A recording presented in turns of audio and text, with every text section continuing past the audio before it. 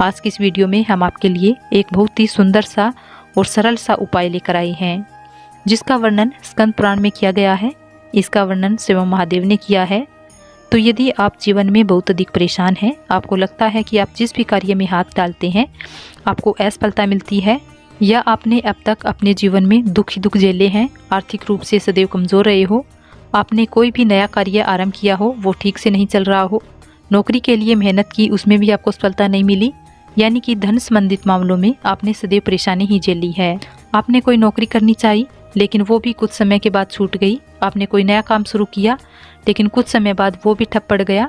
तो इस तरह आप अपने जीवन से बहुत परेशान हैं, तो आप इस उपाय को अवश्य करें।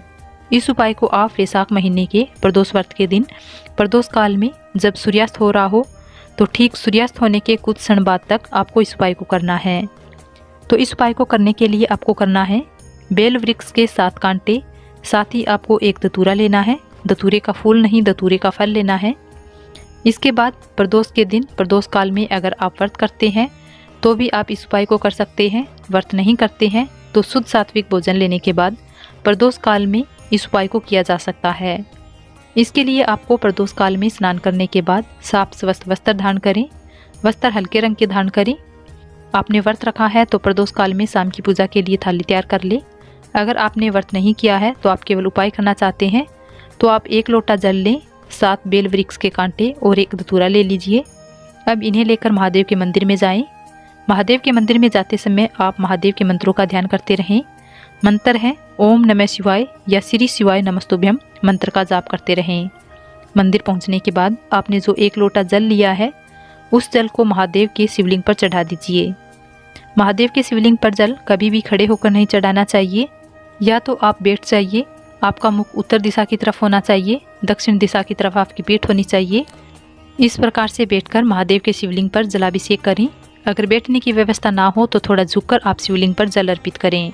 जलाभिषेक करने के बाद 7 कांटे बेल वृक्ष के और धतूरे के फल, ये दोनों चीज़ें महादेव के शिवलिंग पर श्री शिवाय नमस्तुभ्यम बोलकर अपने कष्टों के निवारण के लिए महादेव से प्रार्थना करते हुए अर्पित कर दें। अगर आप धूप दीप करना चाहते हैं तो धूप दीप करें। महादेव के समक्ष एक शुद्ध घी का दीपक लगा दें। फिर वहीं बैठकर थोड़ी देर श्री शिवाय नमस्तुभ्यम का स्मरण करते हुए बिल्कुल ध्यान मगन होकर ऐसे भावना रखें कि आप महादेव के समक्ष बैठकर अपने कष्टों को महादेव के समक्ष कह रही हैं। इस प्रकार से महादेव के मंत्रों का जाप करते हुए अपने कष्ट निवारण के लिए प्रार्थना करें।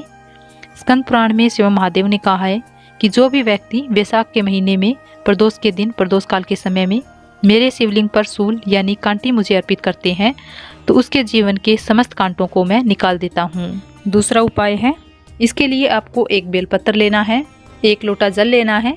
इस उपाय को कोई भी बड़ी आसानी से कर सकता है। इस उपाय को अगर आपने व्रत किया है तो भी आप कर सकते हैं, अगर आपने व्रत नहीं रखा है तो भी आप इस उपाय को कर सकते हैं। बस आप शुद्ध सात्विक भोजन ग्रहण करें। प्रदोष के दिन प्रदोष काल में जाकर इस उपाय को करें। इस उपाय को आप किसी भी प्रदोष में रख सकते हैं, ऐसा नहीं कि सोम प्रदोष व्रत में ही आपको यह उपाय करना है। आपको एक बेलपत्र लेनी है। बेलपत्र कहीं से भी कटी फटी ना हो, साफ सुथरी होनी चाहिए। अब प्रदोष के दिन प्रातःकाल जल्दी उठकर स्नान आदि से निवृत्त होकर महादेव की पूजा कर लें। शिवलिंग है तो गंगा जल से अभिषेक करें। अक्षत पुष्प चंदन इत्यादि से महादेव की पूजा कर लें। दिन भर आप जो भी कार्य कर रहे हैं तो निरंतर मन ही मन भगवान का ध्यान करते रहें, महादेव का स्मरण करते रहें। ओम नमः शिवाय मंत्र का जाप करते रहें, या ओम श्री शिवाय नमस्तुभ्यम मंत्र का जाप करते रहें। आज के दिन आपको लहसुन प्याज इत्यादि का सेवन नहीं करना है। आज के दिन हो सके तो आप मीठा भोजन ग्रहण करें, हलवा खीर इत्यादि का। इसके बाद प्रदोष काल में आप स्नान कर लें और हल्के रंग के वस्त्र धारण कर लें। अब आप महादेव के मंदिर में जाएं। सामग्री तो आपको पता ही है, एक बेलपत्र लेना है, 1 लोटा जल लेकर आप महादेव के मंदिर में जाए। अब महादेव के शिवलिंग के समक्ष खड़े होकर इस बेलपत्र को अशोक सुंदरी वाले स्थान पर समर्पित कर देना है। श्री शिवाय नमस्तुभ्यम बोलकर आपको यह बेलपत्र अर्पित करना है।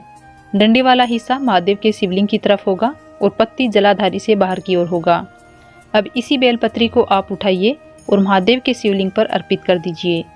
क्योंकि ये हम सबको पता है कि महादेव के शिवलिंग पर हमेशा बेलपत्री उल्टा ही यानी चिकना वाला हिस्सा शिवलिंग को स्पर्श करेगा और जो लाइन वाला हिस्सा है वो ऊपर की ओर होगा। इस प्रकार से आपको महादेव के शिवलिंग पर कल्याणेश्वर महादेव का नाम लेकर यह बेलपत्री शिवलिंग पर अर्पित कर देनी है। बेलपत्री चढ़ाने के बाद इसी बेलपत्री के ऊपर से आपको 1 लोटा जल महादेव के शिवलिंग पर अर्पित कर देना है। लोटा तांबे का लीजिएगा, जल आपको घर से लेकर जाना है और जो बेलपत्री आपने चढ़ाई है कल्याणेश्वर महादेव का नाम लेकर यह जल महादेव के शिवलिंग पर आपने जो बेलपत्री अर्पित की है इसके ऊपर चढ़ाना है। जब आप जल चढ़ा रहे हो तो जल है वो बहता हुआ शिवलिंग के जलाधारी से बाहर की ओर आएगा। तो इस जलाधारी के पास ही आपको 1 लोटा लेना है और उस लोटे में इस जल को रोक लेना है। ये जो जल आपने रोका है इस जल का प्रयोग आपको करना है। यदि आपके घर में कोई व्यक्ति लंबे समय से बीमार है या हमेशा बीमार रहता है उस व्यक्ति को इस जल का आचमन करवा दें। 7 बार इस जल का आचमन कराना है। तो इसी हिसाब से आप अपने लोटे में जल लेकर जाएं और 7 चम्मच या 7 बार लेकर इस जल को आप कल्याणेश्वर महादेव का नाम लेकर उस बीमार व्यक्ति को आचमन करा दें। हर घूंट के साथ आपको जय हो कल्याणेश्वर महादेव की नाम लेकर जल का आचमन करना है। आप देखेंगे कि धीरे धीरे बीमार व्यक्ति है उसकी हालत में सुधार आने लगेगा। आप इस उपाय को स्वयं भी कर सकते हैं अगर आप बीमार हैं।